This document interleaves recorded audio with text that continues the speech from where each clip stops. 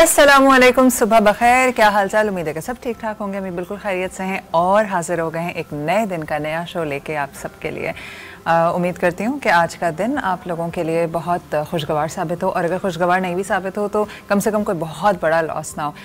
कल मुझे इतना कोई हसीन मौसम था और मुझे खुशफहमी थी कि शायद मैं आज सुबह उठूँगी तो भी अच्छा होगा, लेकिन आज it was a regular day. धूप, कराची वालों को वैसे तो धूप ही देखनी होती है ज़्यादातर साल, लेकिन ये 2-4 दिन से अच्छा मौसम था ना, तो ऐसी फीलिंग आ रही थी कि शायद धूप काफ़ी दिन तक ना निकले।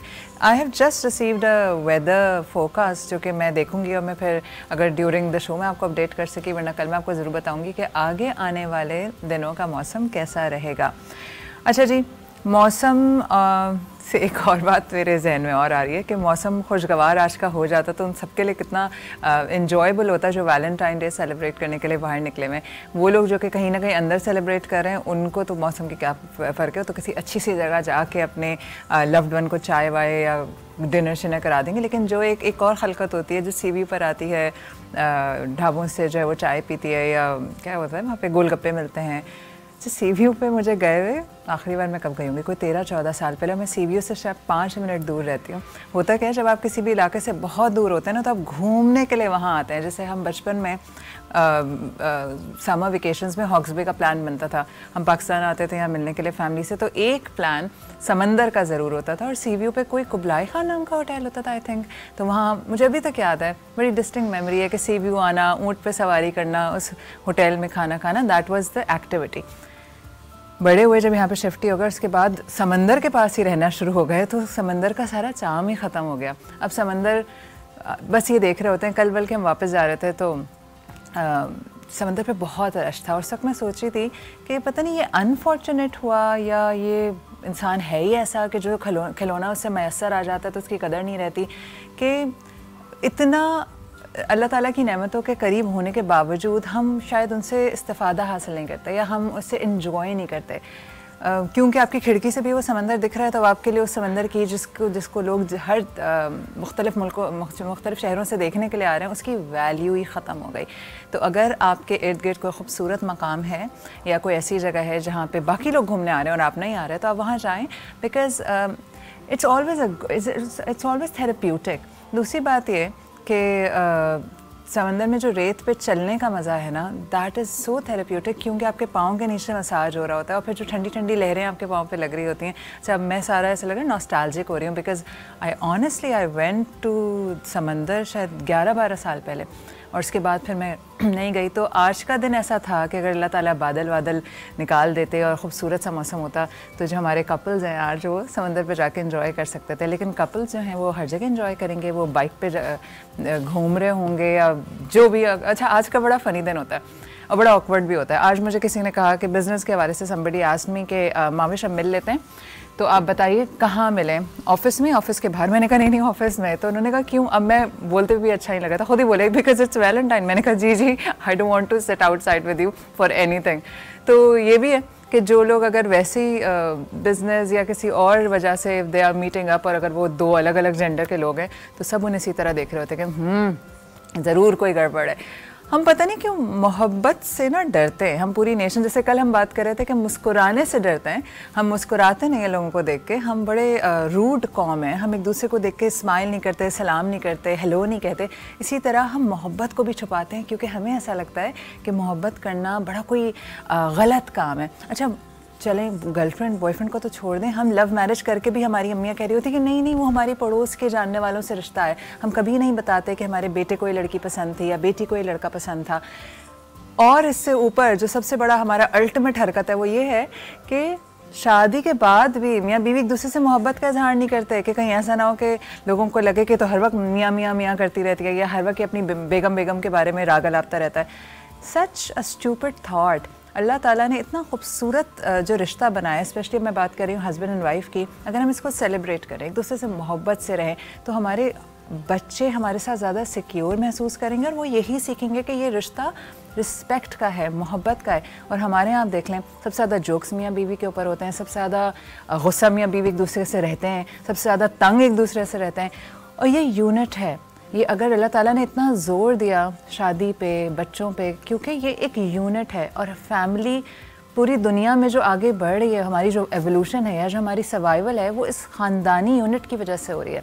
तो आज वापसी पे ऑफिस से गजरे ख़रीदते हुए जाइएगा, एक आध फूल जो सड़क पे मिल रहे होते हैं ना, वो झाड़ू के तिनके वाला फूल, वो अपनी वैलेंटाइन बेगम को ज़रूर दीजिएगा। अगर बेगमात घर पे है तो cook something nice for your husband. There shouldn't be any shame in expressing your love.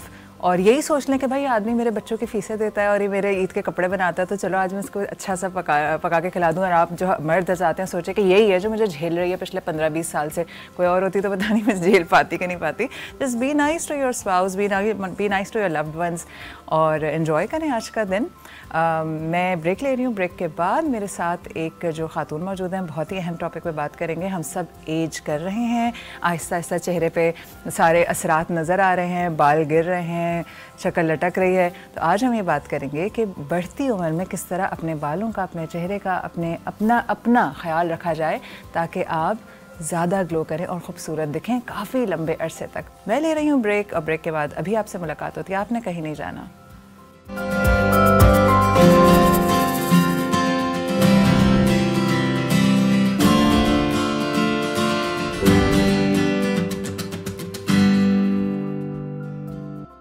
Welcome back after the break. मेरे साथ मौजूद हैं सदफ़ अरशद, जो कि एक ब्यूटी थेरेपिस्ट हैं और यूके में इनकी सारी मतलब एक लंबा अरसा इन्होंने यूके में रही भी हैं, वहीं से ट्रेन हुई हैं, वहीं ट्रेन करती थी। ब्यूटी रिलेटेड सारे इशूज़ अभी हम इनसे डिस्कस करेंगे। और मैं जो बात करने जा रही हूँ वो टॉपिक मेरे दिल के बहुत करीब है। क्यों? क्योंकि मैं ख़ुद एज कर रही हूँ। तो ये जो एजिंग स्किन है या एजिंग लोगों के मसाइल हैं, ढलती उम्र में ख़ूबसूरत कैसे रहा जाए और किस तरह अपने चंद सालों को जो है वो कहते हैं ना रोक के रखें कि एज तो हम सब कर रहे हैं लेकिन थोड़ा सा स्लो करें, किस तरह किया जा सकता है, अभी जानते हैं सदफ़ अरशद से। अस्सलाम वालेकुम। वालेकुम अस्सलाम, कैसी हैं आप? बिल्कुल ठीक सदफ़, आप बताइए।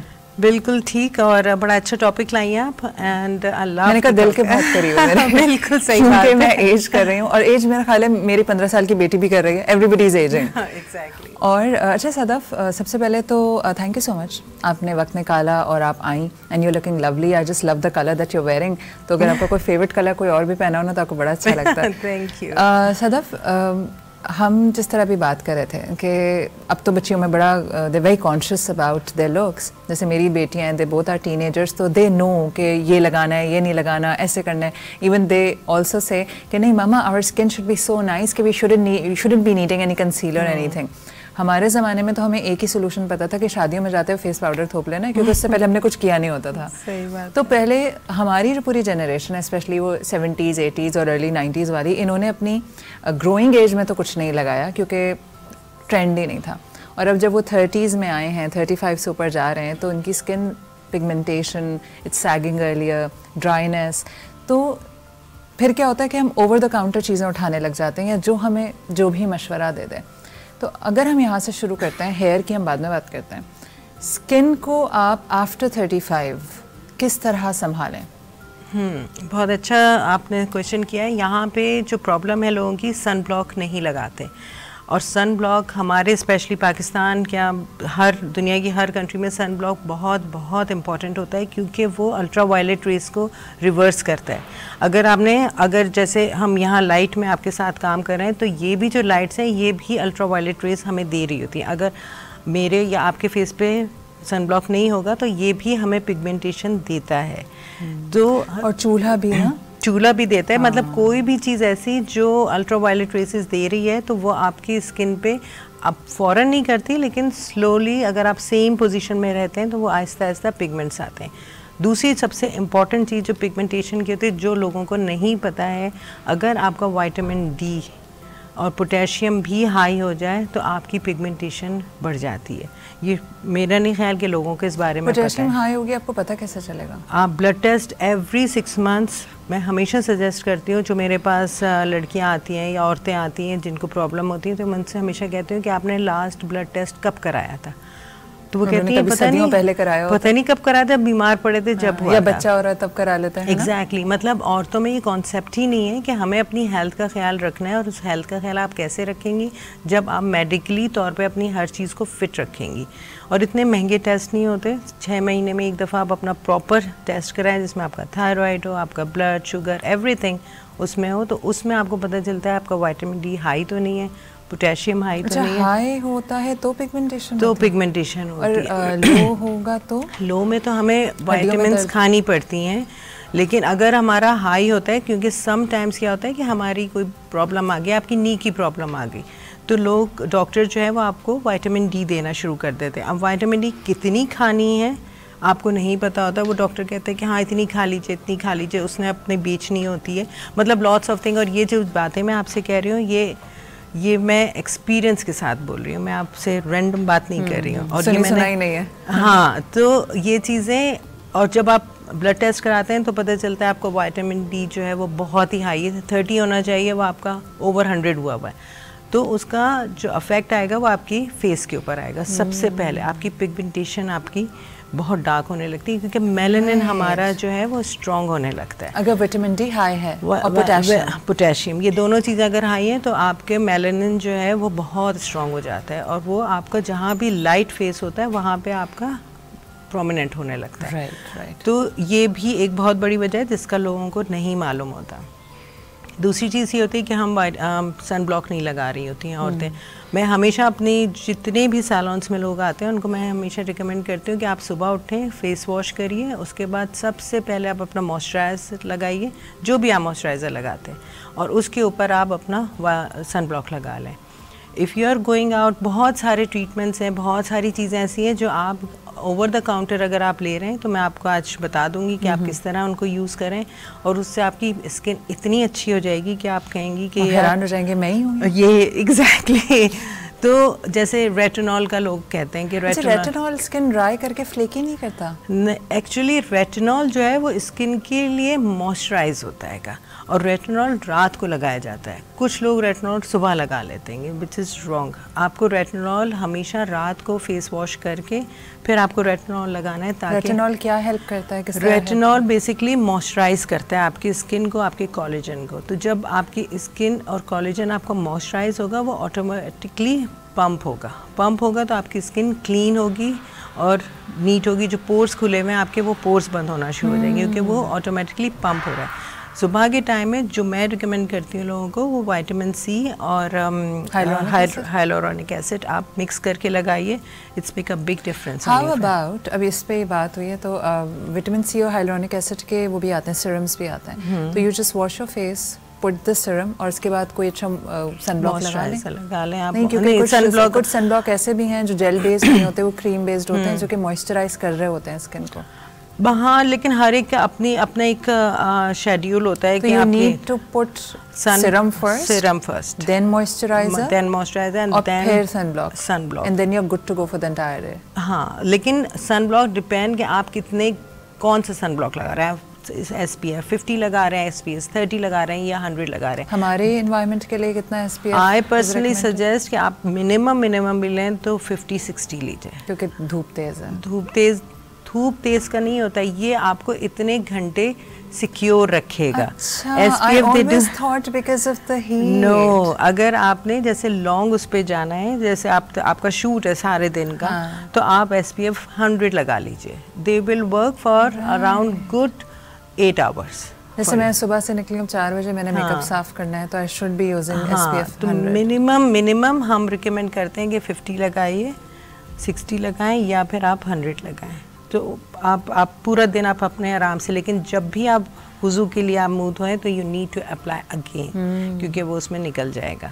राइट। तो ये छोटी छोटी चीज़ें होती हैं, लेकिन लोगों को इन बारे में पता नहीं होता। एक चीज़ तो आपने कही कि अपना बॉडी का ख्याल रखें कि आपके अंदर क्या जा रहा है, क्योंकि जो आप खाएंगे वही आपके चेहरे पे नजर आएगा। दूसरा, मुझे लगता है हाइड्रेटेड रहें, पानी पीते रहें, क्योंकि बहुत दफ़ा हम स्पेशली वर्किंग वुमेन वो पानी इसलिए नहीं पीती कि बार बार वॉशरूम जाना पड़ेगा, या ऑफिस में आप होता है ना कि पानी पी लूँगी तो मैं वॉशरूम कहाँ ढूंढूंगी, बट पानी इज़ अ मोस्ट इम्पॉर्टेंट। और तीसरी चीज़ आपने कहा कि सुबह सुबह जो है अपना 2-3 चीज़ों पे इन्वेस्टमेंट कर ली जाए। अच्छा, हाइलोनिक एसिड और विटामिन सी वाले सीरम को इतने एक्सपेंसिव नहीं होते, अब तो इट्स वेरी इजीली अवेलेबल। कुछ ऐसी ब्रांड्स हैं जिनके आप मतलब 1000 रुपये तक मिल जाता है कोई ना कोई सीरम। आई पर्सनली सजेस्ट कि आप फार्मेसी से लें। अच्छा, not from the beauty shop? No, आप फार्मेसी से लीजिए तो वो उनके पास एक अच्छे प्रॉपर हाइलोरॉनिक एसिड और आपके पास रेटिनॉल भी उनके पास होगा और विटामिन सी। मैंने एक बार रेटिनॉल पे इन्वेस्टमेंट किया, मगर एज इट इज़ रखा हुआ है। वो बहुत मशहूर इंटरनेशनल कंपनी है, छोटा सा उसका एक रेटिनॉल, लेकिन मुझे 1-2 दफ़ा मैंने लगाया मगर इतना ध्यान नहीं किया। लेकिन अब आपसे बात करके लग रहा है कि रात में लगा लिया करूँ। अच्छा, अब आते हैं हम, इसकी हमने बात कर ली। ये बड़ा कॉन्सेप्ट है आई क्रीम का। क्या हम वही मॉइस्चराइज़र भी आंखों के इर्द गिर्द लगाएं या you need to invest for an eye cream? Eye cream जो होती है हमारे लिए बहुत बहुत इम्पोर्टेंट है। एक्चुअल जो है आई क्रीम क्या है, सबसे पहले तो आप ये चीज़ को समझें। आई क्रीम हमारी एंटी रिंकल्स के लिए होती है। जो हमारे वक्त के साथ रिंकल्स आ रहे होते हैं, अगर हम उनको बहुत एक सिंपल मैं कहूँगी, अगर आपने बहुत इन्वेस्टमेंट नहीं करनी है तो आप वैसलीन रोज़ वाटर के साथ मिक्स करके आप एक हल्की क्रीम बनाएं, क्योंकि उस अंडर आई को आपको मॉइस्चराइज रखना है। सबसे इम्पॉर्टेंट चीज़ होती है कि वो मॉइस्चराइज रहे। कैस्टर ऑयल लगा सकते हैं? कैस्टर ऑयल भी आप लगा सकती हैं, क्योंकि ये सारी चीज़ें जो है ये थिक हैं, तो आप इनका एक क्रीम बना लें और मतलब वैसलीन के अंदर थोड़ा सा कैस्टर ऑयल और रोज वाटर मिक्स करके आलमंड ऑयल भी डाल सकते हैं। लेकिन समटाइम्स नट से लोगों को एलर्जी होती है, तो मैं पर्सनली सजेस्ट नहीं करती जब तक आपके जो आपका टेस्ट हुआ उसमें आपको पता ना हो कि आपको आलमंड से एलर्जी नहीं है। मुझे एक बात बताइए, अब जैसे हम बात करें इसकी विटामिन सी सीरम की, मेरे जहन में चीज़ आया कि अगर हमारे पास जो वो बेबी वैसलीन नहीं आती है, वो जो पिंक और लाइट ब्लू ढक्कन वाली, I think it's the safest और क्लीनेस्ट होती है। आप अगर अपने फेस पे सीरम लगा के वो वैसलीन लगा लें तो अच्छा सोने का मॉइस्चराइजर बन सकता है। कौन सी क्रीम लगाएं? यही सीरम्स लगाएं, नहीं रेटिनॉल की बात नहीं कर रही। सीरम लगाएं आपने हाइलोनिक एसिड और विटामिन सी वाला, और फिर आप वैसलीन लगा लें। वैसलीन आप नहीं लगा सकते, क्योंकि जब आप सन में जाएंगे तो नहीं, मैं नाइट की बात रात में तो आप सिर्फ रेटिनॉल लगाएं and that's it, you don't need anything. अच्छा, आंख के इर्द-गिर्द आप वैसलीन कह रही हैं? आंख पे मैं कह रही हूँ आपको कि अंडर द आई अगर आप लगा रही हैं तो आप ये कैस्टर ऑयल, रोज वाटर और वैसलीन के साथ एक क्रीम कर लीजिए और उसको सिर्फ अंडर आई सिर्फ ड्रॉप्स लगाएं उसके, और बस हल्का सा फिर आप हल्के से, लेकिन आँख के पूरे चारों तरफ लगती है, ऊपर भी पूरी आप आई पे भी लगाइए, आपके ऊपर की टॉप पे भी लगाएं, ताकि आपकी ये जो आँख का प्रॉपर दायरा है वो पूरा आपका एंटी एजिंग के लिए काम करे। तो ये जो फ्राउन लाइंस हमारी विद टाइम बनती हैं, तो it's good for that too, या उस पे रेटिनॉल? उसके लिए रेटिनॉल तक बाहर वाली कंपनियों के एक्सपेंसिव होते हैं। Do we have cheaper retinol available?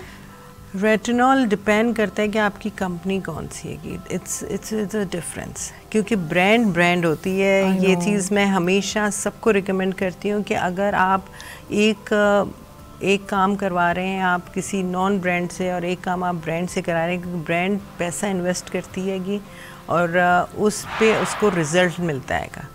आप छोटी चीज़ों से कराएं। जैसे मैं आपसे कहूँ कि आपने, जैसे मैंने आपको ये बताया कि वैसलीन और ये चीज़ें कर रहे हैं, इसकी कोई कॉस्ट नहीं है, लेकिन ये लॉन्ग रन में दे विल वर्क रियली वेल, ठीक है। लेकिन अगर आप एक बहुत बड़ी XYZ कंपनी की आप ले रहेंगे और अगर उसके इंग्रेडिएंट्स आप पढ़ेंगी तो एग्जैक्टली सेम होते हैं, तो ये चीज़ें हम कवर कर सकते हैं कि नहीं चलो हम ये उसमें करें। लेकिन बाकी चीज़ों में अगर हम रेटिनॉल की बात करें, आई पर्सनली सजेस्ट कि आप ब्रांड ही लें तो ज़्यादा बेहतर है। राइट। मुख्तलिफ़ कंपनियों के रेटिनॉल दस्तियाब हैं मार्केट में, और जो कि फिर आपको जो आपकी पॉकेट को सूट करता है वो ले लें। And retinol helps better than regular moisturiser? Definitely.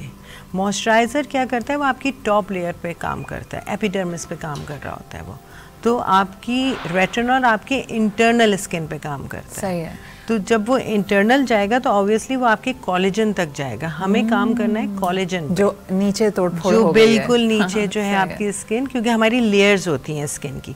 तो मॉइस्चराइज़र सिर्फ आपकी जो टॉप लेयर है उसको मॉइस्चराइज कर देगा, ठीक है, वो पेनिट्रेट नहीं होगा।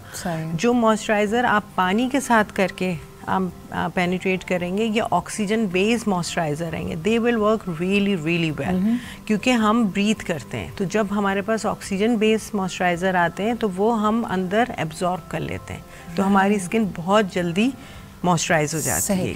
अब आते हैं बालों की तरफ। बाल भी हेयर लाइन रिसीट करने लगती है, वो भी हमने कभी तेल तो डाला नहीं होता कि does oil massage actually help? They will work. और लोग नहीं इस चीज़ को समझते हैं कि ये, अब आपने देखा होगा कि अब इतना ज़्यादा ऑयल के बारे में लोग बोलने लगे हैं, और कि नहीं आप लोग ऑयलिंग करिए और ज़रूर करिए, हफ्ते में 2 दिन करिए या 3 दिन करिए। और मैं आपको बताऊं, जब मैं इंग्लैंड में थी तो मैं एक टीवी प्रोग्राम जैसा हम कर रहे हैं इसी तरह एक प्रोग्राम देख रही थी, and it's like a big beautician and she refused कि आप लोगों को ऑयल लगाने से कोई फ़ायदा नहीं होगा। और उसके ही कुछ अरसे के बाद शी सेड नहीं, आपको ऑयल लगाना चाहिए।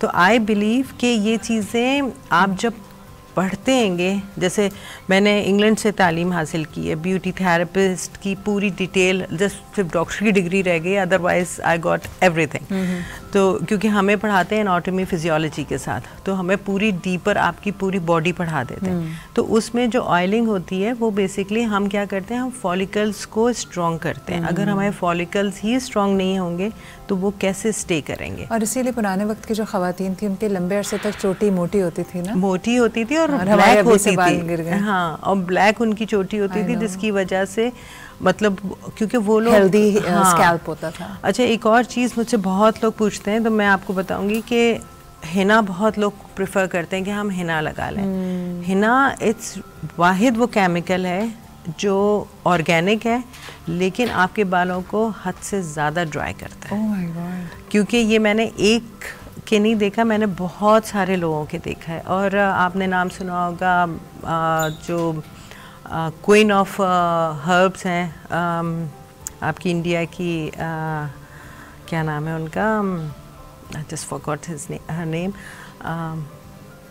खैर, तो वो मेहंदी लगाती हैं और इंग्लैंड में वो मेरे पास आई थी और मैंने उनके बाल जब छुए थे तो मुझे लग रहा था कि एक कड़क बाल हैं जिनको मैंने हाथ लगाएगा, इतने उनके कड़क थे बाल। और वो क्वीन ऑफ हर्ब्स हैं और वो अपनी मेहंदी बना के लगाती हैं। तो मैंने उनसे पूछा, मैंने कहा आपके अपने बाल तो इतने सख्त हैं? कहने लगे बस इसमें मैं बैकॉमिंग कर लेती हूँ तो मुझे लगता है लोगों को मेरे बहुत बाल हैं। और लोगों को जो ड्राई है ना तो घने लगते होंगे दिखने में। एग्जैक्टली, तो वो क्योंकि सपल नहीं है ही नहीं। तो मेहंदी जो लोग लगाते हैं, बहुत सारे लोग कहते हैं कि नहीं हमें हर्बल से कोई एलर्जी नहीं है, कुछ नहीं है, विच इज़ फाइन कि उससे कोई एलर्जी नहीं होती आपको, लेकिन वो बालों के लिए है नहीं।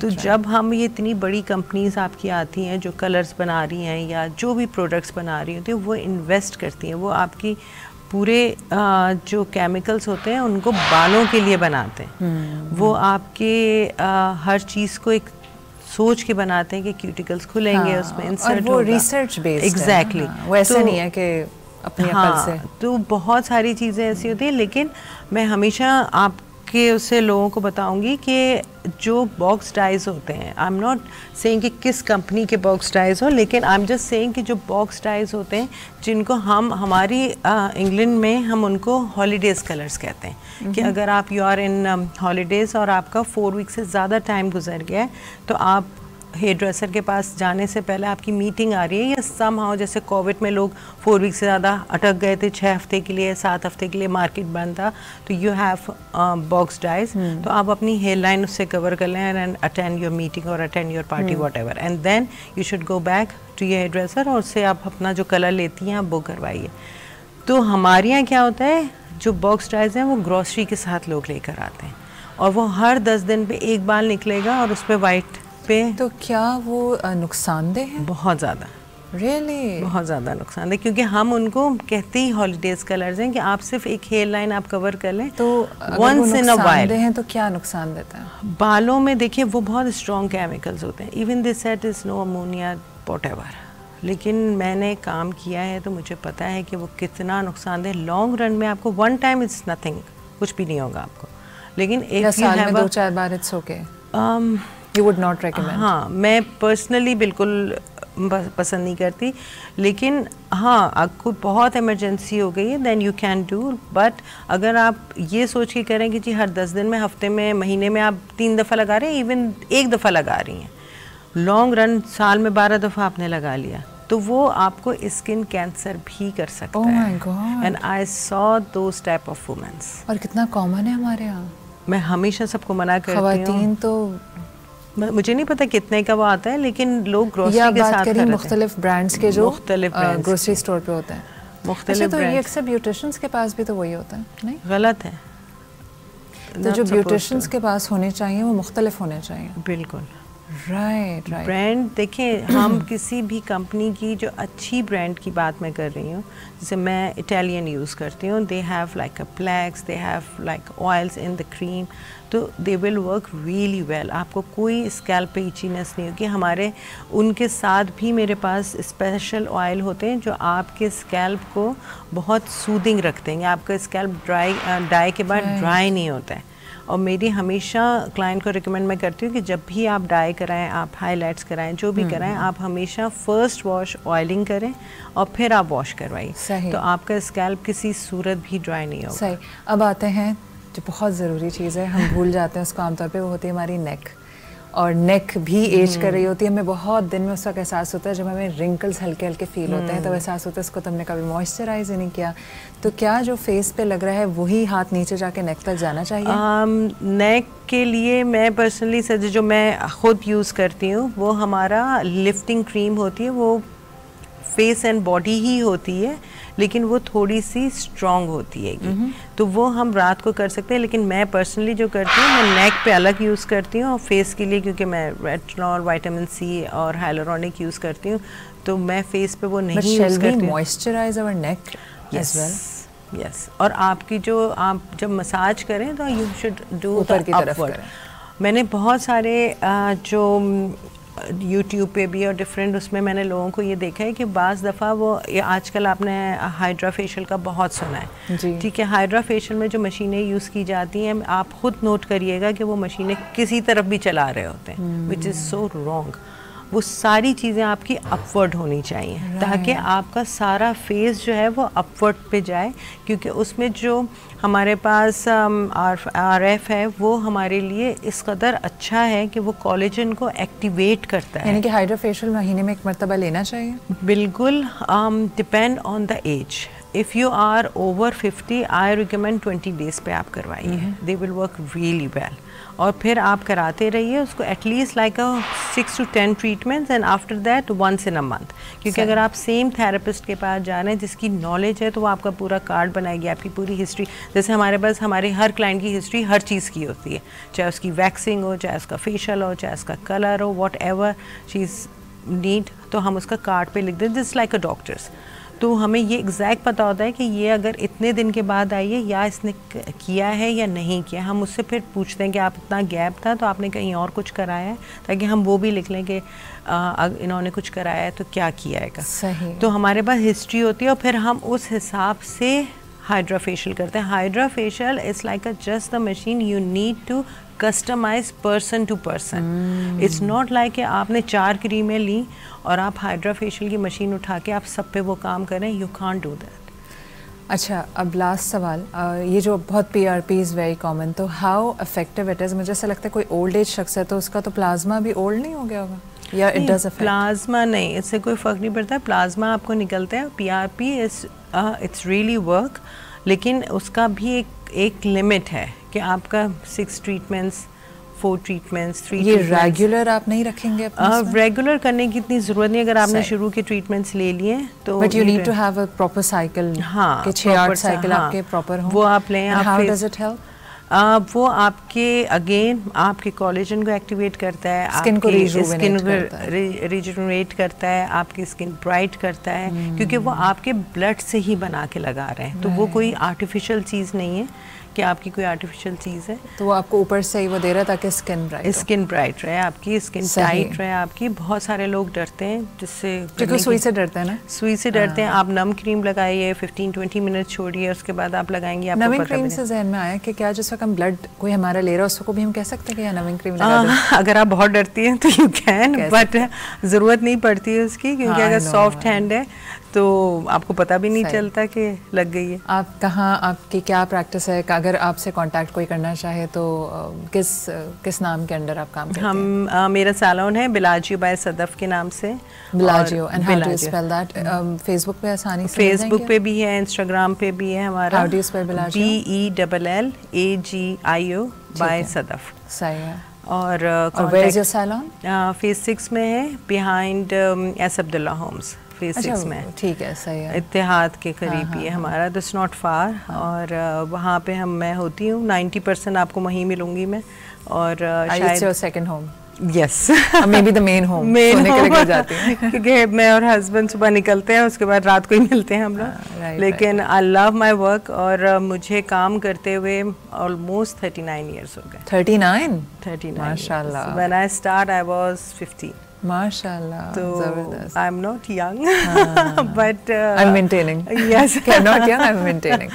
Right, but you look lovely for your age, I must say, और I think because you have taken care of yourself all these years. Awareness से बड़ा फ़ायदा होता है, बहुत होता है, और सही अवेयरनेस है। अवेयरनेस बहुत लोग दे रहे हैं, लेकिन जो प्रैक्टिकली आपका, क्योंकि मैं आज भी पढ़ रही हूँ, आज भी मैं बाहर जाती हूँ और वहाँ से पढ़ाई करके ही आ रही होती हूँ। अभी मैंने इंग्लैंड से हाइफू की ट्रेनिंग ली थी, तो I am just waiting for my machine, इंशाल्लाह very soon I just receive. और हाइफू भी एजिंग में बहुत हेल्प करता है, because it lifts your HIFU, it's like something else. If you, it's a miracle treatment. Yes, if you know exactly how, तो आपको threads weds कराने की फिर कुछ ज़रूरत नहीं है, आप हाइफू ही करें। हाइफू कराइए, और उसकी ट्रीटमेंट्स होते हैं वो आप लीजिए, और उसके बाद आप 3 साल की आपकी छुट्टी। अरे वाह, और तो कोई बोटॉक्स और थ्रेड्स और इन सब की कुछ करने की ज़रूरत नहीं है। Awesome, awesome. Thank you so much Sadaf, आप आई और आपने इतनी सारी इन्फॉर्मेशन हमें दी, और अल्लाह करे कि कोई ना कोई शख्स अगर देख रहा हो तो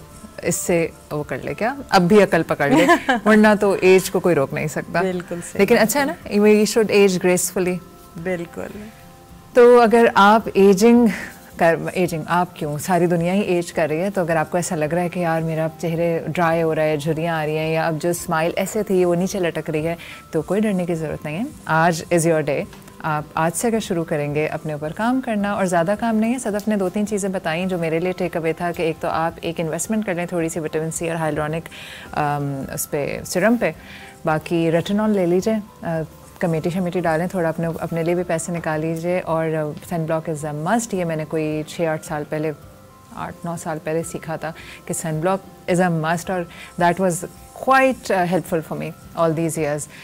बाकी पानी पिएं, खुश रहिए, खामखा का स्ट्रेस मत लिया करें, क्योंकि आप सब कुछ लगा लें और अगर आपका दिल टॉक्सिक है और आप हर वक्त नेगेटिव ख्यालात सोचते रहते हैं, तो it shows on your face. हर इंसान खूबसूरत होता है जब बच्चा होता है। एज के साथ साथ कुछ लोग बहुत चंट लगने लगते हैं, कुछ लोग बहुत खूबसूरत लगते हैं। It has always to do with what's in your heart. तो खुश रहिए, खुशियाँ बांटिए, अपना ख्याल रखिए। मैं एक ब्रेक ले रही हूँ, ब्रेक के बाद मैं किचन में जाऊँगी। किचन में हमारी होम शेफ़ मौजूद हैं, और वो कुछ क्या बन रहा है, कुछ मिडल ईस्टर्न क्यूजीन है आज हमारे पास, तो जानते हैं उनसे क्या बन रहा है इस छोटे से ब्रेक के बाद। आपने कहीं नहीं जाना।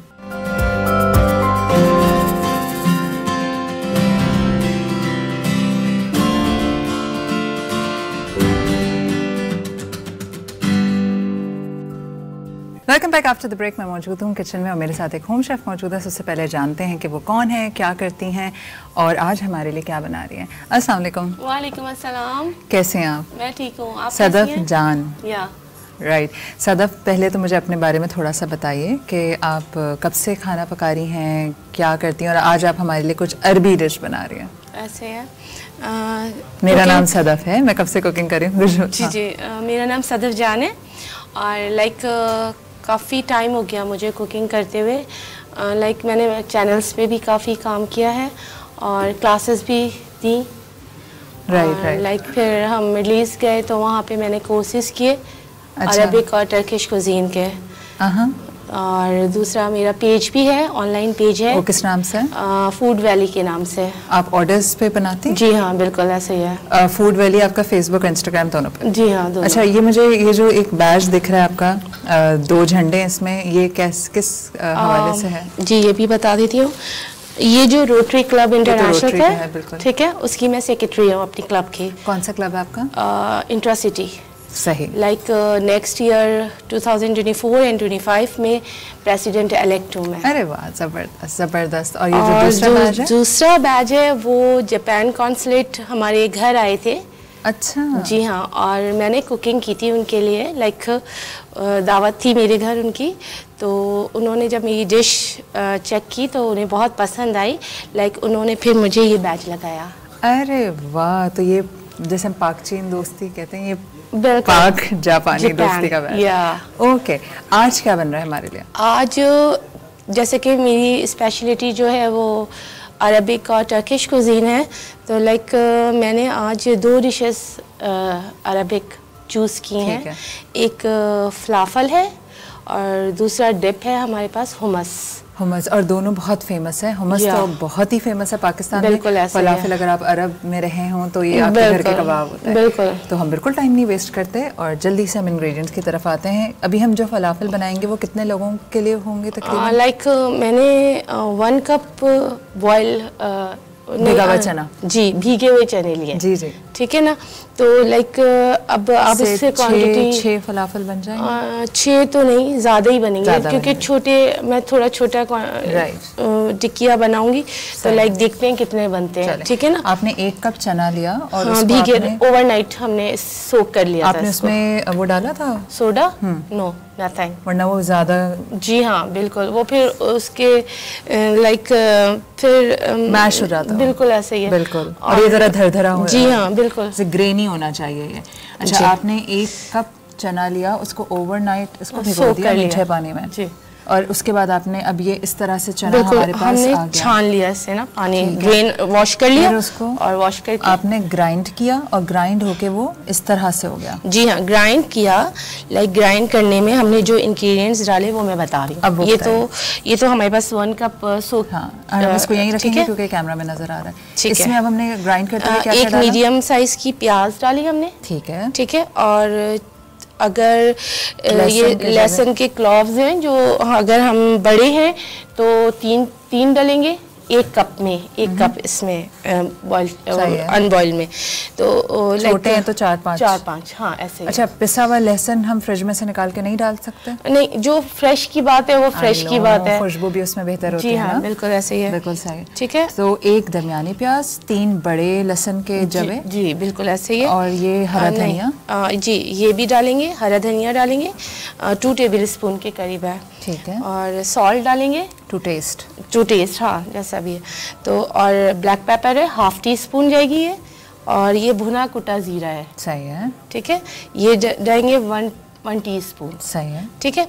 अच्छा, लेमन जूस है 2 टेबल स्पून है। ठीक है। ठीक है, ये सब चीज़ें डाल के हम इसको ग्राइंड कर लेंगे। और ये ग्राइंड होके इसकी शक्ल ऐसी आनी चाहिए, बहुत पेस्टी नहीं, क्योंकि हमें दरदरा चाहिए, मोटा। ठीक है, थोड़ा मोटा ग्रेन चाहिए। अच्छा, अगर मैं इसका चूल्हा जला रही हूँ। बिल्कुल, अगर नहीं पिस रहा है ना, जैसे आपसे बहुत ज़्यादा ये ड्राई हो रहे हैं और आपसे नहीं पिस रहा है, तो लाइक हम 1 से 2 टेबल स्पून इसमें वाटर भी ऐड कर सकते हैं। लेकिन इसमें लेमन जूस है तो उससे प्याज भी है, प्याज का भी पानी अपना है।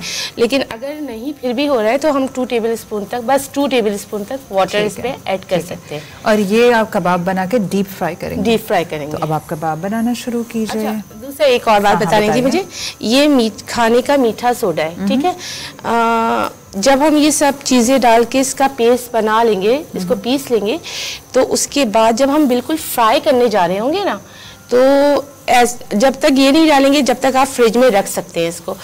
जब ये मीठा सोडा इसमें ऐड करेंगे तो लाइक हमें फ़ौरन फ्राई करना है, क्योंकि देखिए जब हम पकौड़े वगैरह भी बनाते हैं जैसे अफ्तारी वगैरह में, तो लाइक फ्राइंग से थोड़ी देर पहले हम मीठा सोडा डाल के फिर मिक्स करके फिर बनाते हैं। मीठे सोडे से उसमें क्या फ़ायदा हुआ?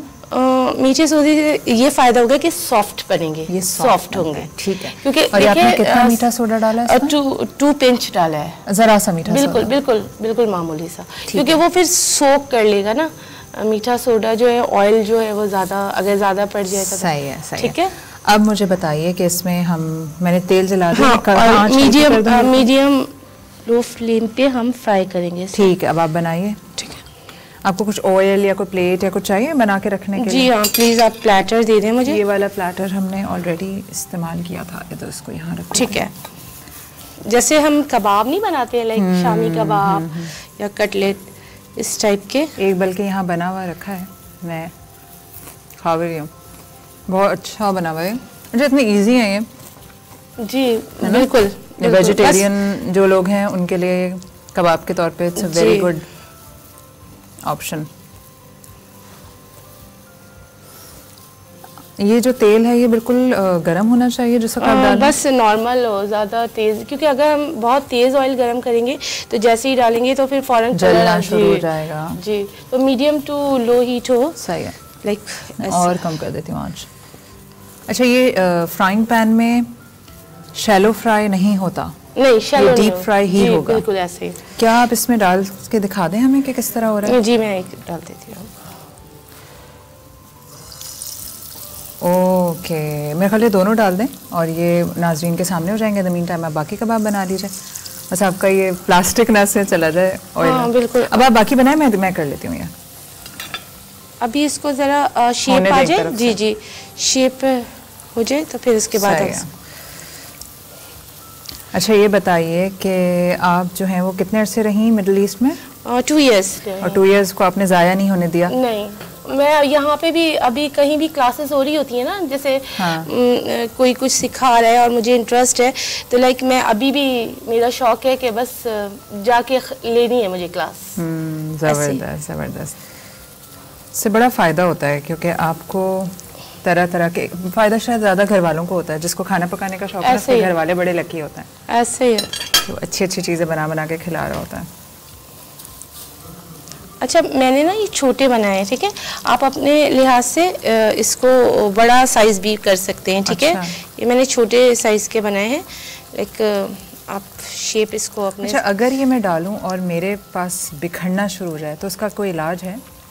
बिखरना शुरू हो जाए तो आप एक काम कीजिएगा, लाइक थोड़ा सा मैदा होता है ना, मैदा, वो थोड़ा सा 1 टीस्पून के करीब मैदा मिक्स कर लें तो बाइंडिंग। जी, बाइंडिंग के लिए। वैसे होगा नहीं, क्योंकि ड्राई होगा ये, जब आप करेंगी ड्राई, बस पानी नहीं होना चाहिए ना इसमें। पानी होगा तो बिखरेंगे। अच्छा, बस ड्राई होने चाहिए ये थोड़ा। देखिए आप अभी शेप इसमें बिल्कुल बिखर नहीं रहे हैं।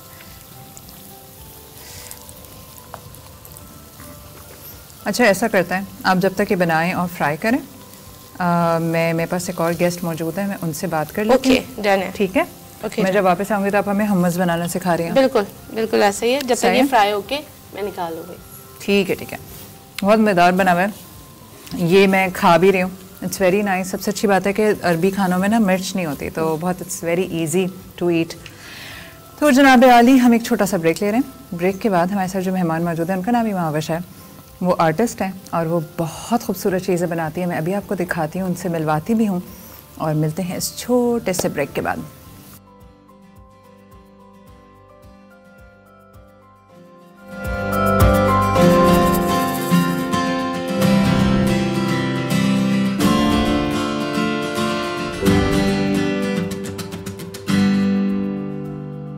Welcome back. मेरे साथ एक इस वक्त इंतहाई इंटरेस्टिंग शख्सियत मौजूद हैं, बल्कि अभी आपको जो मैं मिलवाऊंगी तो आपको भी लगेगा कि यार ऐसे ऐसे बाकमाल लोग हमारे दरमियान मौजूद हैं, हमें पता ही नहीं होता।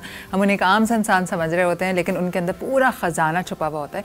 अभी मैं आपको उनसे मिलवाती हूँ और हम जानते हैं कि वो क्या क्या करती हैं। शी इज़ एन आर्टिस्ट, और किस किस चीज़ की आर्टिस्ट हैं, क्या क्या कर रही हैं, इनकी शख्सियत के बहुत सारे पहलू हैं। और मेरी ही हम नाम है, उनका नाम भी महावश ही है, तो मैं आपको मिलवा रही हूँ महावश सुल्ताना से, जो कि एक आर्टिस्ट है। अस्सलाम वालेकुम।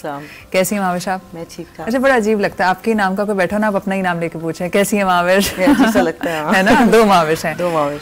अच्छा जी, महावश आप एक आर्टिस्ट हैं और आप तकरीबन हर तरह का आर्ट बहुत अरसे से कर रही हैं जी। और आपकी जो शख्सियत की 2-3 हाइलाइट्स हैं, आर्टिस्ट तो आप हैं ही। आपकी मैं सिर्फ पियर्सिंग्स देख रही थी, सिर्फ फेस पर ही और कानों में इतनी ढेर सी पियर्सिंग्स। पहले ही बताइए कि मैं सारी बातें बाद में पूछूंगी, लोग अजीब अजीब तरह से देखते हैं आपको मुड़ मुड़ के? कभी कभार नहीं, मेरा ख्याल है हमेशा।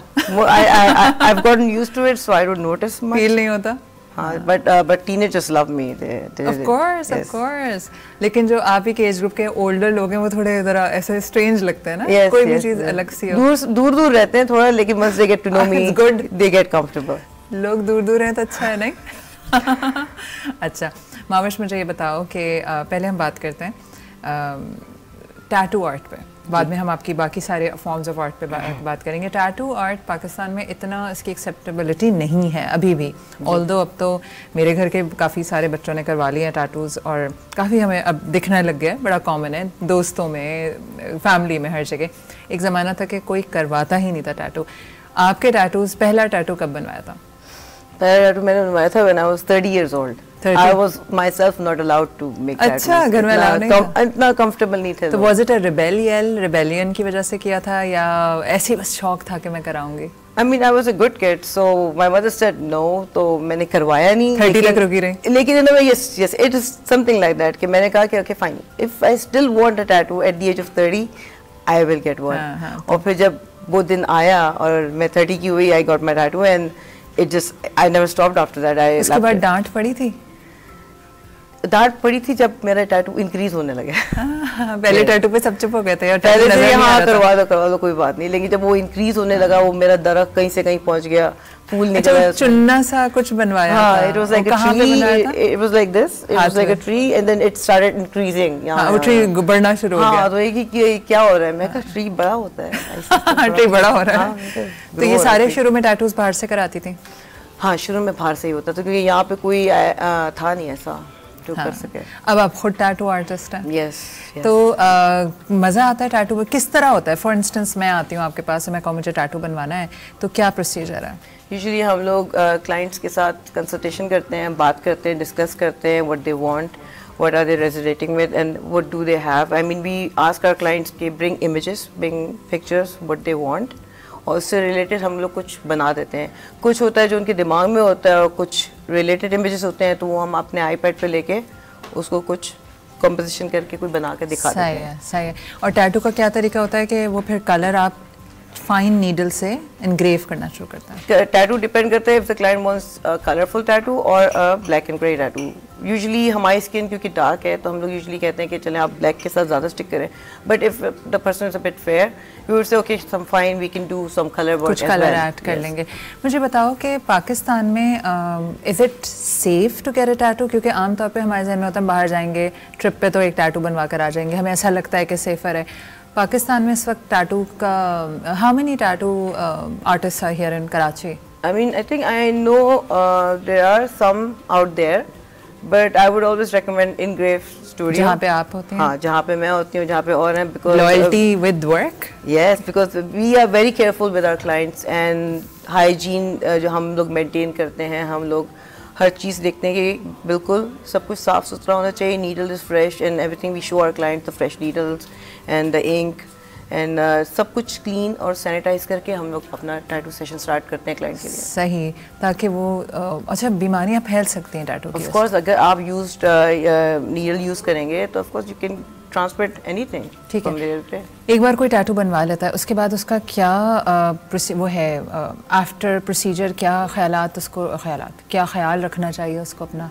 यूजुअली जब टैटूज बन जाता है तो हम लोग अपने क्लाइंट को यही कहते हैं कि हम लोग बैंडेज लगाते हैं। It is like a bandage which stays on you for 3 days। Open wound की तरह? Yes, it is like an open wound. So we tell them not to go to the gym, don't work out, क्योंकि sweat होती है, ये होता है, तो we tell them it's an open wound, don't go for swimming, beaches or anything like that, avoid that for 30 days। sun भी avoid करें? yes sun तो आपकी overall आप avoid करें, वरना तो आप सन ब्लॉक लगा के जाएं बाहर, क्योंकि it will fade your tattoo। तो अगर आपने एक टैटू बनवाया तो 2-3 दिन घर रुकें ताकि वो हील हो? आप बाहर जा सकते हैं, कवर करके ले जाए, फुल स्लीव पहन लें। अच्छा, उसके ऊपर कोई ऑइंटमेंट वगैरह आप लगाते हैं? ऑइंटमेंट हम लोग रेकमेंड करते हैं हसल बटर, जिसके अंदर परफ्यूम ना हो, परफ्यूम फ्री हो लोशन, इस तरह की लगाएं आप उस per day and night, And but there are other lotions which are made for tattoos, which I would recommend that you should buy it and daily use it for your tattoos aging. अच्छा daily? Daily. I जब use heal it. हो जाए तो भी you still use them? Yes, I use पुराने it. tattoos पे Because it enhances the color, it अच्छा. gives it life और अच्छी उसकी क्योंकि tattoo ages with you. Yes. तो ये ऐसी फैलने लग जाता होगा, डिजाइन पहले खराब लग होता जाता होगा. है नहीं कि हम डिपेंड करते हैं how the tattoo is also done. That's the thing, किस तरह से किया गया आप पे. Right. अगर किसी ने गाड़ के किया हो, कोई एक्सपीरियंस नहीं हो टैटू आर्टिस्ट, और मोटा हो जाएगा. ब्लोटिंग भी होती है. There's a level of how deep you can go in tattooing. You cannot just like tattoo बना दिया. हमें महसूस करना होता है, फील करना होता है कि कितनी स्किन के अंदर नीडल जा रही है हमारी. You cannot go deep. If it goes deep, your line तो will ब्लीडिंग bloat. हो सकती है अगर डीप चले जाए. डीप चलेगा जब ब्लीडिंग भी होगी ऑफ कोर्स. लेकिन हम लोग को ये प्रैक्टिस से आता है एज डेज शुरू वालों को पास. तो तुम जिनको शुरू में करी थी उनके खून निकल रहे थे और अब नहीं निकल रहे. हमने उन पे ऐसे नहीं प्रैक्टिस की. We had fake skin, we had silicone skin, we practice on that. We don't practice on clients. ये तो बड़ा इंट्रिकेट काम है ना माविश, बहुत संभालनी पड़ती है. संभालनी पड़ती है क्योंकि अगर आपकी नीडल जरा भी इधर उधर हुई तो that's a permanent line there. That's it. Mistake हो गई है. तो हम लोगों को कोशिश करना होता है कि before we go on the client we work on the fake skin. और जब मुझे ऐसा लगता है कि जैसा शुरू में when I was learning this art, मैं जब मेरे पास कोई क्लाइंट आने लगता था, I would practice that tattoo 2-3 times on a fake skin before I go on that person, ताकि कोई ब्लंडर ना हो. कोई ब्लंडर ना हो.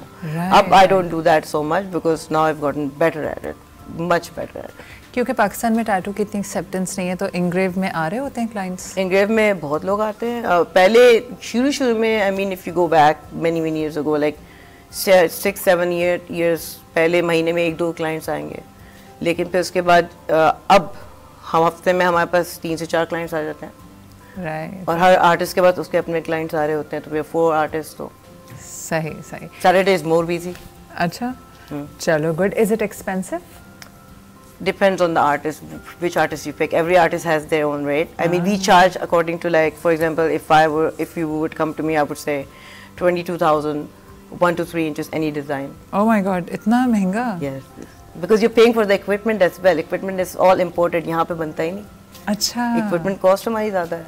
तो अगर छोटा सा नाम आप करा रहे हैं तो 20-25 हज़ार रुपए का खर्चा है. हाँ, because we don't use China or anything like that. We use बाहर का, यूके का, इस तरह से. तो अगर कोई ट्रैवल नहीं कर पा रहा है और उसको टैटू चाहिए तो आपके पास आंख बंद करके आ सकता है. जाहिर सी बात है. हाँ बिल्कुल जाहिर सी बात है. इतना सब कुछ ही अच्छा करें. Engrave is the best. हाँ ज़बरदस्त. इनग्रेव किधर है? Engrave स्टूडियो हमारा Phase 2 एक्सटेंशन में. सही. डिफेंस में. Near defence library. और ये आसानी से फेसबुक पे मिल जाएगा और आपको आसानी से फेसबुक पे अपॉइंटमेंट ऑन इंस्टाग्राम इजीली. सही है. दूसरी चीज़ है आप लोग वहाँ पियर्सिंग्स भी करते हैं.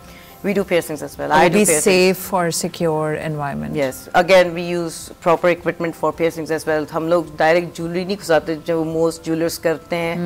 We get many clients with difficult piercings जो हमारे पास आ रहे होते हैं. किसी की belly button पे जो उसका वो होगा वो बहुत ज़्यादा बार टाइट किया होगा उसको खोलने की कोशिश करेंगे. किसी की jewelers क्या करते हैं बाली डाल के मोड़ देंगे. I know. The client is unable to open it. So मैं प्लास लूँगी, ये लूँगी, काटूँगी. काट के हम लोग लोगों को फ्री कर रहे होते हैं ज्वेलरी से, फिर उनको प्रॉपर ज्वेलरी दे रहे होते हैं. अजीब सी वायर डाली भी होती है. सही है. तो अब टैटू के बाद आपकी दूसरा जो बड़ा ज़बरदस्त आर्ट है जो मैं भी देख भी रही थी, वो आप एक तो मिनिएचर आर्टिस्ट हैं, छोटी छोटी चीज़ें बनाती हैं. मैंने फेसबुक पे क्योंकि हम कनेक्टेड हैं तो आपने एक दफ़ा कोई पर के ऊपर भी कुछ बनाया था, फेदर का. हाँ, फेदर पे भी एक किंगफिशर करके कोई बर्ड थी वो बनाई. राइट. अभी जो लेड आर्ट है, अगर इसको आप उठा के अब पता नहीं नज़र आएगा नहीं आएगा, कोई से भी अपने फेस के सामने करके दिखा देगा. अगर ये देख सकें ये इस तरह का बिल्कुल स्टेडी पकड़ेगा तो ये इस तरह का आप ये बनाते हैं जी. अच्छा, ये भी बहुत इंट्रिकेट काम है ना. तो मुझे लगता है कि आपको क्योंकि छोटे छोटे काम करने की आदत थी तो टैटू आसान हुआ बनाना, है ना. ये कब से कर रही हैं? ये भी मैं ख्याल में आई थिंक 4 years हो गए मुझे इसको करते हुए. इसमें भी काम ये है कि जिस तरह से टैटूज में आप अगर लाइन बनाएंगे और गलती ना हो, इसी तरह इसके साथ है कि if you are not careful you can break it easily. और ये लेड है जो कि पेंसिल का ग्रेफाइट है. So that's why it's easily breakable as well if you're not careful. ये कहाँ खरीदती हैं आप, कहाँ से मिलता है? Paris वगैरह, मतलब ऐसे if anybody is interested तो वो you can go to Paris and they will sell it. पारस जो है वो एक बुक स्टोर है, आर्ट शॉप भी है खड्डा मार्केट पे, वहाँ से आप ये ग्रेफाइट खरीदती हैं और टूल्स भी वहीं से टूल्स भी वहीं से लेंगे. Like tools, I've collected. I just got this one. The rest I've collected from all over the place while I was traveling. सुई कहीं से मिली मुझे, कहीं से ये बहुत ही बारीक सा प्लेट मिला. देखो मैं, ये तो बिल्कुल ही सर्जिकल टूल्स लग रहे हैं. हाँ बिल्कुल, कभी का बहुत ही पतली नीडल होगी और एक ये ब्लेड्स हैं. And I think this is mobile का कोई टूल है. हाँ, और इससे ऐसे हल्के हल्के. And you are all, ये सारा सेल्फ लर्न्ड है ना? Yes. ये मैंने कलेक्ट किए कुछ चीजों में मुझे. ये आपने किसी से सीखा नहीं है ये आर्ट? नहीं. जबरदस्त. इसको तो एग्जिबिट करो माविश, ये तो बड़ा ही जबरदस्त है.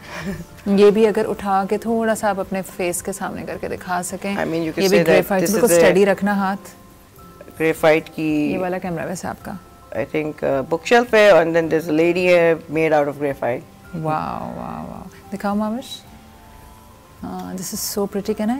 बुक्स भी ग्रेफाइट की बनी हुई है, अंदर डाली हुई है मैंने. हाँ, it's so pretty.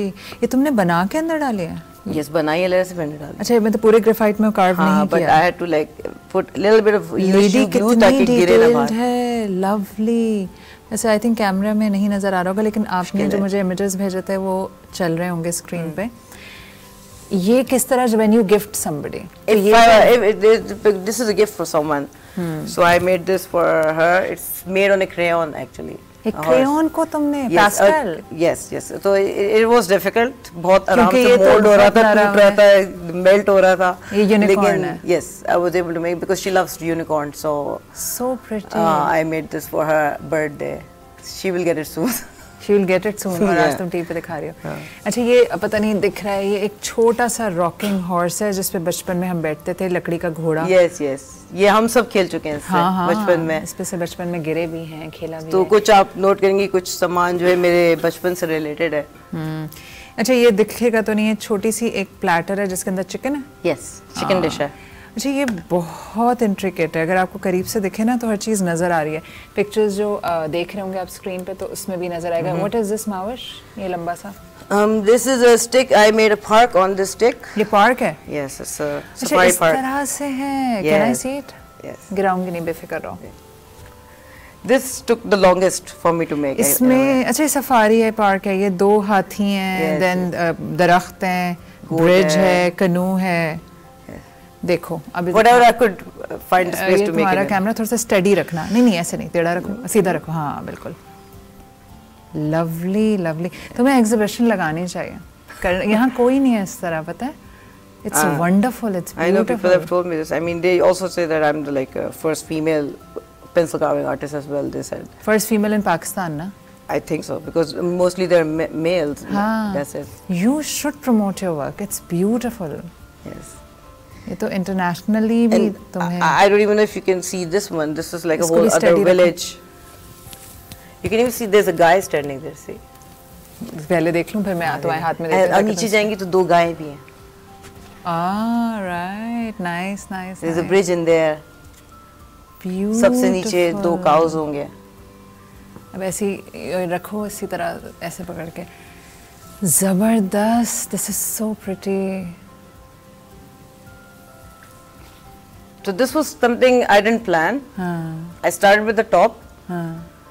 मैं कहा चलो नीचे चलते हैं. नीचे सीढ़ियाँ बनी. मैं कहा चलो 2-3 घर बना लेते हैं. फिर मैं और नीचे गई. फिर गार बन गया. फिर वाटरफॉल बन गया. फिर और नीचे गई तो फिर मैंने कहा 2 बनता ही जा रहा है. फिर तुमने कहा खत्म हो रही है. यहाँ पे मैंने कहा, लोगों ने कहा मेरे को बस कर दो. हो गया तो. Awesome यार. जबरदस्त. This is so pretty. Mavish, अच्छा ये लेड कार्विंग कहलाती है.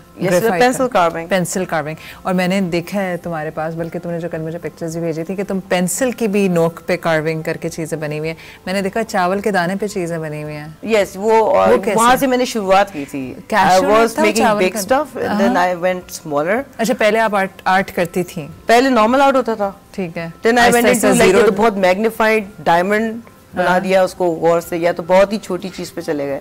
तो पहले मिनिएचर पेंटिंग से स्टार्ट की, 2 इंच, 1 इंच, फिर और 1/2 इंच. फिर मैं कहा चलो और छोटा करते हैं. फिर मैंने बादाम ले लिया, उस पे कर दिया मैंने. बादाम नहीं, अब थोड़ा और चैलेंजिंग लॉन्ग पे. लौंग झंडा बनाया था, वो पिक्चर मैं आपको भेजी थी। हाँ हाँ हाँ हाँ। और फिर उसके बाद मैंने कहा चलो और छोटा चलते हैं, और छोटा होता गया तो फिर बीन आ गया, फिर टूथपिक आ गया, टूथपिक पे टूथपिक पे भी बनाया। यस, तो उसके बाद फिर ऐसे तो क्या करती हो, मैग्नीफाइंग ग्लास रखती हो बनाते हो? मैग्नीफाइंग क्योंकि आंखें तो तुम्हारी जब ऐसे जब ये काम शुरू हो गया तो फिर मैंने मैग्नीफाइंग ग्लास, चश्मा भी लग गया। चश्मा भी लग गया। मैग्नीफाइंग वाला चश्मा ले लो ना। हाँ मैग्नीफाइंग वाला है तुम्हारे पास। और उसके बाद और बहुत स्टेडी डबल मैग्नीफाइंग चश्मा भी, और वो जो एक और मैग्नीफाइंग ग्लास होता है। तो मैग्नीफाइंग में तो हाथ भी मैग्नीफाई हो जाता होगा फिर। You know how to handle it. आपको पता है कि वो किधर जाना चाहिए, किधर गलत नहीं जाना। अच्छा, सेंस ऑफ अकम्प्लिशमेंट कितना होता होगा ना, once you are done that this is my masterpiece. I mean, I didn't even know this would get popular so much with people. This is amazing. I mean, many people came TV channels में बहुत सारे थे देखने के लिए. I didn't know it was such a popular thing. I mean, a lady discovered me, and while I was tattooing, she came to interview me because of the tattoo thing. तब उसने कहा आप और क्या काम करती हैं, तो I showed her my Instagram, this stuff. Then she came to my place. उसके बाद और लोग भी आए। ओह वाह, ऑसम। नहीं, आई थिंक आपको ये वाकई सेल करना चाहिए, गिफ्ट ही ना देते रहे। गिफ्ट देती रहे तो बहुत ही अच्छी बात है। हम आविश से दोस्ती करने I do sell, कुछ लोगों को सेल करती हूँ मैं, लेकिन some pieces are personal. You should take it seriously. It's beautiful, it's amazing. And since मैं Facebook पे आपका काम देखती रहती हूँ, आप लगा रही होती हैं, it's beautiful. ये gifted है। Yes. Thank you so much Mavish. और अल्लाह ताला इसी तरह आपको खुश रखे और इस तरह बनाती रहें चीज़ें। और मेरा तो ख्याल है कि take it very seriously, take it to the international level. You can make your family, country and everybody proud around you, because वो होगा ना कि जैसे आपने कहा कि ओनली फीमेल आर्टिस्ट, तो ये तो बड़ा बहुत कुछ किया जा सकता है। Thank you so much Mavish for your time. और फिर इंशाल्लाह कभी आप कुछ एग्जिबिट करने लग जाएंगे तो हमें बताइएगा। और फिर हम कुछ ना कुछ पीस लेके अपने घर में भी ड्राइंग रूम रखेंगे, बोलेंगे कि पहली ग्रेफाइट जो है आर्टिस्ट ने ये कार्व किया है। तो जनाब, आप यकीनन मेरी तरह आप भी बहुत इम्प्रेस्ड हो रहे होंगे कि हमारे यहाँ, अच्छा माविश को मैं काफ़ी अरसे से, क्योंकि इनकी बेटी और मेरी बेटी सेम स्कूल में पढ़ते थे, तो मुझे ये नहीं पता था कि माविश इतना खूबसूरत काम करती हैं unless we got connected on the Facebook. फिर मैंने माविश का काम वहाँ देखना शुरू किया और आज मैंने इसीलिए शो पे बुलाया because she has wonderful things to display. और आप लोग भी जानिए उनका माविश सुल्ताना, MAHWASH और सुल्ताना, तो she is on the Facebook. आप इनका काम देख सकते हैं। इंस्टाग्राम पे भी हैं आपके। Minicasso, from Picasso to Minicasso. Minicasso, MINICASSO, Picasso से मिनिकासो है। तो and if you want to order, do place an order. अगर कोई आपको पीस पसंद आ रहा है। मैं ब्रेक ले रही हूँ, ब्रेक के बाद हम हुम्मस बनाएंगे और फलाफल रेडी हो चुके हैं। मिलते हैं इस छोटे से ब्रेक के बाद।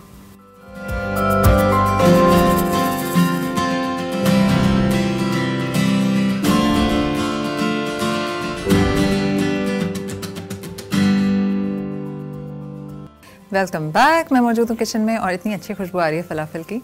और दूसरी चीज़ जो है वो मेरी बहुत फेवरेट है, बनने वाली है और I am very excited to test it. वो है हुम्मस।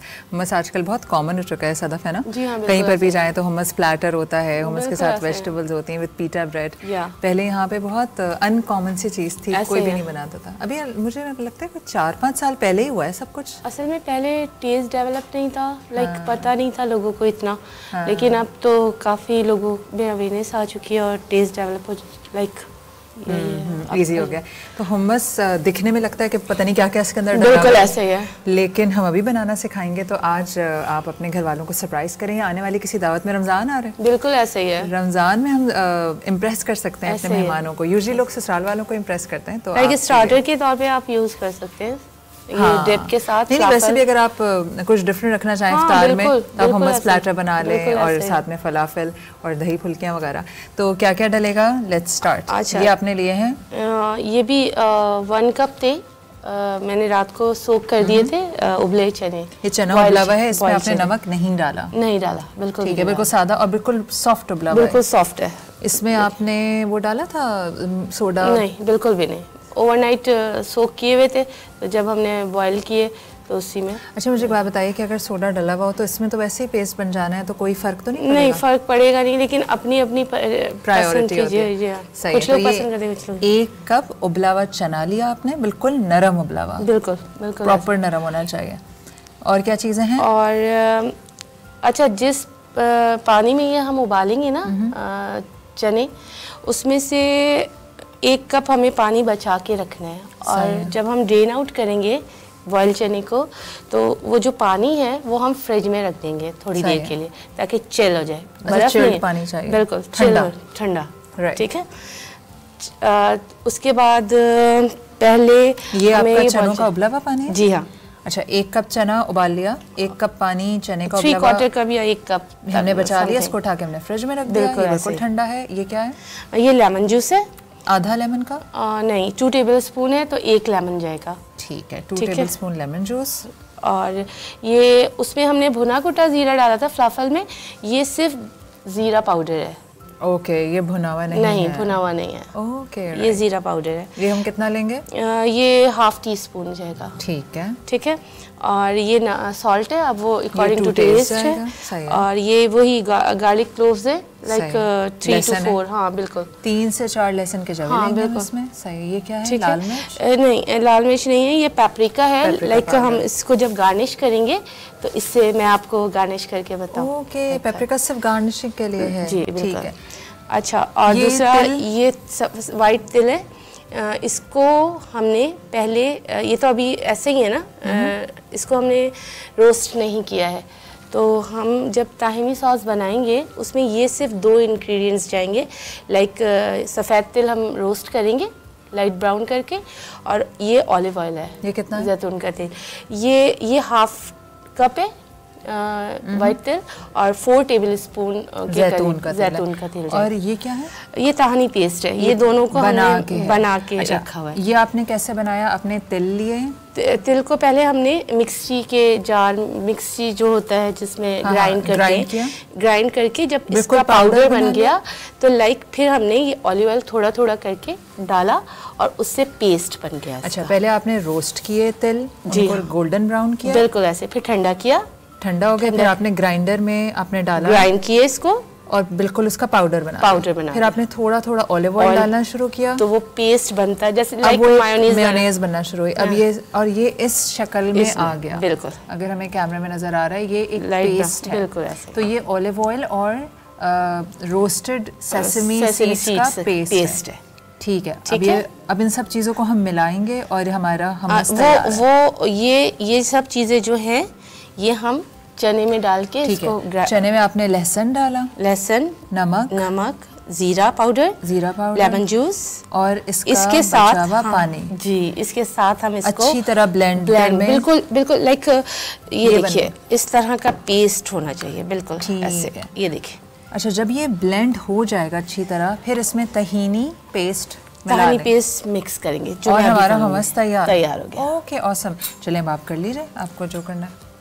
ये भी बड़ा आसान है और टेस्ट में बहुत ज़बरदस्त। ये तो आप बताएंगी। नहीं, वैसे इन जनरल बहुत मज़ेदार होता है ना hummus, मुझे खैर बहुत ज़्यादा पसंद है। बल्कि अभी परसों तरसों ही me and kids were somewhere, तो वहाँ पे अब तो प्लेटर के ऊपर सारी वेजीज और फेटा चीज़ के साथ आता है। बिल्कुल ऐसे ही है। वेरिएशन तो आप कुछ भी, आप किसी के साथ भी इसको डिप। अच्छा, ये जो hummus है एज अ डिप इस्तेमाल हो सकता है? डिप भी, और लाइक जैसे पिज़्ज़ा ब्रेड वगैरह है ना, हमारी ख़ास इसकी खुशबू है। जी हाँ, जो आ रही है। hummus तैयार। बिल्कुल ऐसे ही। अब हम इसको प्लेटर में शिफ्ट कर दूँ? आपकी मर्जी, इसमें भी रहने दे सकते हैं। हाँ, इसमें भी रहने। नहीं, हटाई थोड़ा डेकोरेट कर दूँ मैं इसको? डेकोरेट कर दें, बल्कि मैं आपकी दूसरी जो फलाफल रेडी हो गए वो भी मैं स्क्रीन पे दिखा देती हूँ। मैं यहाँ से ये चीज़ें रिमूव कर रही हूँ। ठीक है जी, ठीक है। 1 मिनट, ये सब चीज़ें मैं यहाँ से हटा देती हूँ ताकि हम। अच्छा जनाब, अब आप इसको क्या करेंगी? ये चाहिए मैं रख लूँ? मैं इसको थोड़ा, ये भी हटा लूँ आपकी हर्रा। ये क्या किया आपने? ये अभी हम जब इसको ये राउंड शेप कर रहे हैं ना, तो इसमें हम डालेंगे ये ऑलिव ऑयल है ना हमारे पास, इसे थोड़ा डेकोरेट करेंगे इसको। सही है। ठीक है। टर्किश चीज़ों में आप क्या अच्छा बना लेते हैं? अदना कबाब है। कौन से कबाब है? अदना कबाब। अच्छा, अब तो टर्किश रेस्टोरेंट्स भी यहाँ पे खुल गए। बिल्कुल, बहुत ज़्यादा। और पाकिस्तानियों की फेवरेट डेस्टिनेशन टर्की भी है। जी हाँ, हर दूसरा शख्स जो है वो। इसके ऊपर थोड़ा सा आपने ऑलिव ऑयल डाला, पेपरिका ये लीजिए, पेपरिका, क्लोव्स। मैं एक्चुअली ये चीज़ें इसलिए हटा रही हूँ ताकि हम यहाँ पे फिर ये डिस्प्ले कर दें फाइनल डिशेस।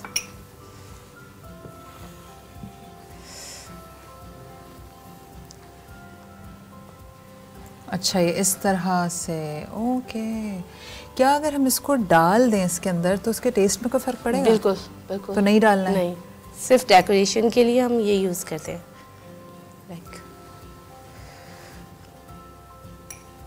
वो जंगें होती हैं ना तो लोग लाल रंग ऐसे करके लगाते हैं, वो है पुराने वो जंगजू सूरमा। Okay, we are done. Thank you so much Sadaf, आप हमारे शो में आई और ये 2 डिशेस बनाई। ये बताइए कि आज पहली बार हमारा आपके साथ एक्सपीरियंस था। How was your experience today with us? बहुत अच्छा एक्सपीरियंस रहा और लाइक मुझे बहुत खुशी हुई जो मैंने ये डिश बनाई है। आप लोग टेस्ट कीजिएगा। बिल्कुल करेंगे। और जो व्यूअर्स हमें देख रहे हैं लाइक वो अगर बनाएंगे तो फिर फीडबैक, और वो ज़रूर फीडबैक देंगे। Thank you so much and good luck for your page. दोबारा बताइए, Food Valley. Food Valley bye Sadaf, कुछ नहीं है? सदफ जान, बाय सदफ जान। ओके, तो जनाब आली, खाना तैयार है, अभी हम खाएंगे। और यकीनन आज का शो बहुत इंटरेस्टिंग आपको लगा होगा, मुझे तो बहुत मज़ा आया। एक तो ये हमारी जो है बात हो रही थी एजिंग पर, तो ये हम सबका ही मसला है। अगर आप 15 साल के हैं, चाहे 30 साल के हैं, चाहे 40 साल के हैं, आप सब एज कर रहे हैं। अगर हम छोटी छोटी चीज़ों का ख्याल कर लें, लेकिन मुझे लगता है on the top of that, अगर आप एक अच्छे इंसान हैं तो वो जो आपका नूर होता है वो आपके चेहरे पे नज़र आ रहा होता है। अदरवाइज़ आप कुछ भी फेस पे लगा लें, आप कितना भी मेकअप कर लें, आप कितनी कॉस्मेटिक सर्जरीज करा लें, अगर आपका दिल अच्छा नहीं है, and if you are pain for lot of people, तो आपकी शक्ल सबको जहर लगेगी डिस्पाइट योर एफर्ट्स। दूसरा, माविर से मिलकर मुझे बड़ा मज़ा आया। आज उनकी हमने इतनी खूबसूरत आर्ट जो है उन्होंने जो ग्रेफाइट पे बनाया हुआ था, it's wonderful and it's such nice to see people जो हमारे पाकिस्तान में, कराची में ही रहते हैं, वो इतने कमाल के लोग हैं। आपने अपना और अपने घर वालों का ख्याल रखना है। आज वैलेंटाइंस डे है, अगर आप अपने मियाँ को सरप्राइज़ करना चाहती हैं तो ये बनाइए। इतनी झटपट तैयार होने वाली आसान डिशेज़ हैं। बाकी मोहब्बत के दिन में मोहब्बत के इजहार से अपने आप को मत रोकिए, लेकिन हाँ देख लीजिए कि कहाँ कर रहे हैं, ऐसा ना हो कि वही गले पड़ जाए। मैं इजाज़त चाहूँगी, कल फिर मुलाकात होगी नए प्रोग्राम के साथ। अल्लाह हाफ़िज़।